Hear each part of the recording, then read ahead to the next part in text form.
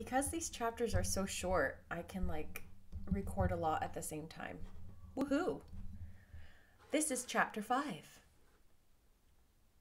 Let me get to it first. Oh no, sorry, this is chapter 4. Chapter 4. When Jane and Elizabeth were alone, the former, who had been cautious in her praise of Mr. Bingley before, expressed to her sister just how very much she admired him. "He is just what a man ought to be," she said, "sensible, good-humoured, lively, and I never saw such happy manners, so much ease, with such perfectly good breeding."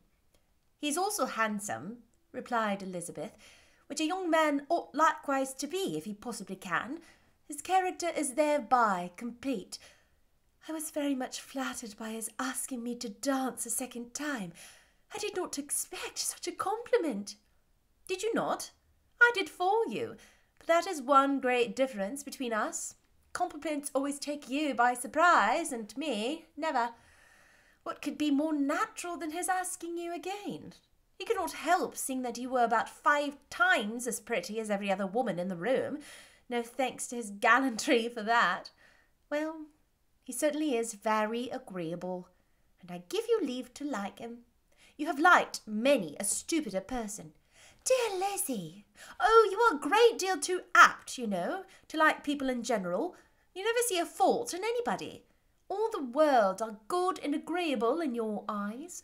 I never heard you speak ill of a human being in your whole life." "I do not wish to be hasty in censuring anyone, but I always speak what I think." "I know you do, and it is that which makes the wonder. With your good sense, to be so honestly blind to the follies and nonsense of others. Affectation of candour is common enough. One meets with it everywhere.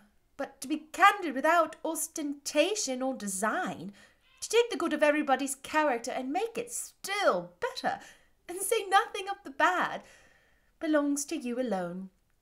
And so, like this man's sisters, you like them too, do you? Their manners are not equal to his." "Certainly not, at first, but they are very pleasing women when you converse with them. Miss Bingley is to live with her brother and keep his house, and I am much mistaken if we shall not find a very charming neighbour in her." Elizabeth listened in silence, but was not convinced. Their behaviour at the assembly had not been calculated to please in general, and with more quickness of observation and less pliancy of temper than her sister, and with a judgment too unassailed by any attention to herself, she was very little disposed to approve them. They were, in fact, very fine ladies, not deficient in good humour when they were pleased, nor in the power of making themselves agreeable when they chose it, but proud and conceited. They were rather handsome, had been educated in one of the first private seminaries in town, had a fortune of £20,000, were in the habit of spending more than they ought, and of associating with people of rank, and were therefore, in every respect, entitled to think well of themselves, and meanly of others. They were of a respectable family in the north of England, a circumstance more deeply impressed on their memories than that their brother's fortune and their own had been acquired by trade. Mr. Bingley inherited property to the amount of nearly £100,000 from his father, who had intended to purchase an estate, but did not live to do it. Mr. Bingley intended it likewise, and sometimes made choice of his country, but as he was now not provided with a good house and the liberty of manner, with a good house and the liberty of manner, it was doubtful to many of those who best knew the easiness of his temper, whether he might not spend the remainder of his days at Netherfield, and leave the next generation to purchase. His sisters were anxious for his having an estate of his own, but though he was only now established as a tenant, Miss Bingley was by no means unwilling to preside at his table, nor was Mrs. Hurst, who had married a man of more fashion than fortune, less disposed to consider his house as her home when it suited her.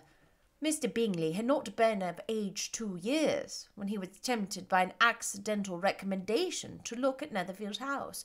He did look at it, and into it for half an hour, was pleased with the situation and the principal rooms, satisfied with what the owners said in its praise, and took it immediately. Between him and Darcy there was a very steady friendship, in spite of great opposition of character.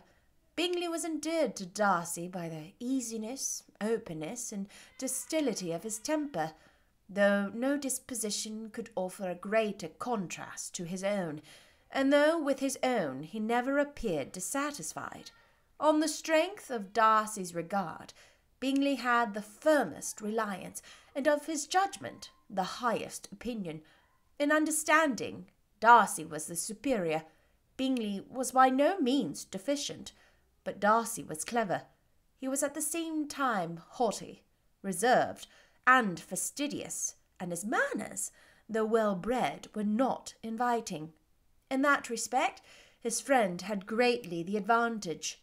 Bingley was sure of being liked wherever he appeared. Darcy was continually giving offence. The manner in which they spoke of the Meryton assembly was sufficiently characteristic.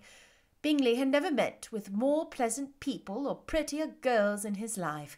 Everybody had been most kind and attentive to him. There had been no formality, no stiffness. He had soon felt acquainted with all the room, and as to Miss Bennet, he could not conceive an angel more beautiful. Darcy, on the contrary, had seen a collection of people in whom there was little beauty and no fashion, for none of whom he had felt the smallest interest, and from none received either attention or pleasure. Miss Bennet he acknowledged to be pretty, but she smiled too much. Mrs. Hurst and her sister allowed it to be so, but still they admired her and liked her, and pronounced her to be a sweet girl, and one whom they would not object to know more of. Miss Bennet was therefore established as a sweet girl, and the brother felt authorized by such commendation to think of her as he chose. That's the end of chapter 4. Oh, I love getting to know these characters and sharing them with you. These are some of my, I feel like they're real. They're some of my favorite people, some of my favorite characters of all time. I get to bring them to you. Bye, I'll see you next time with chapter 5.